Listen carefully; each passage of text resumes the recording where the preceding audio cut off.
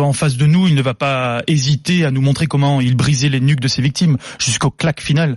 Voilà, c'est quelqu'un qui donc il raconte ça à son fils qu'il n'a pas vu depuis des années, et c'est ça qu'il lui raconte. Il y a un moment terrible où Selim lui demande si c'est vrai qu'il a la maladie de Parkinson, chose qui nous avait été rapportée par un journaliste de France 3 et qui s'est avéré faux. Quand nous lui posons la question, il se met à mimer des spasmes terribles et à s'auto-étrangler, langue pendue, jusqu'à éclater de rire. Il trouve encore le moyen de rigoler.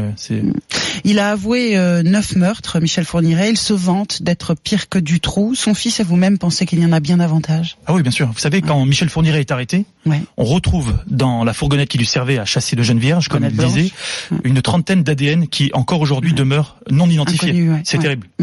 Vous avez été entendu à la suite de cette rencontre avec Fourniret, puisqu'il vous avoue le meurtre de Johanna Parish. Et c'est moi-même qui vais apprendre la nouvelle à monsieur Roger Parish, qui est le père de Johanna, et qui depuis 1990 quand même se demandait ce qui était arrivé à sa fille. Et personne n'était en mesure de lui dire.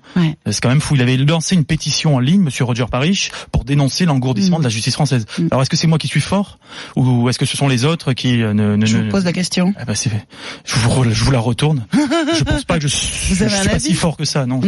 Je pense pas, non. Mais quoi, alors il est protégé. Il est protégé, Fourniret. Vous le dites dans le livre. J'allais dire, vous le sous-entendez, non? Vous l'écrivez. D'accord, oui, c'est vrai. Écoutez, il y a beaucoup de mythes journalistiques autour de l'affaire Fourniret. Il y a beaucoup de tabous, notamment l'appartenance de Michel Fourniret à la franc-maçonnerie, au Grand Orient de France, dans la loge des Frères Unis Inséparables. Ça, je vous l'annonce, mon livre devait sortir il y a déjà 1 an, dans une maison d'édition belge. Des gens se sont interposés, mon téléphone a chauffé. On m'a interdit de dire ça. Pourquoi? Cela a déclenché des réactions hystériques. Si cela n'évoque rien, pourquoi se mettre dans de pareils états? Pourquoi m'empêcher de sortir ce livre? Donc évidemment, moi j'ai refusé l'autocensure.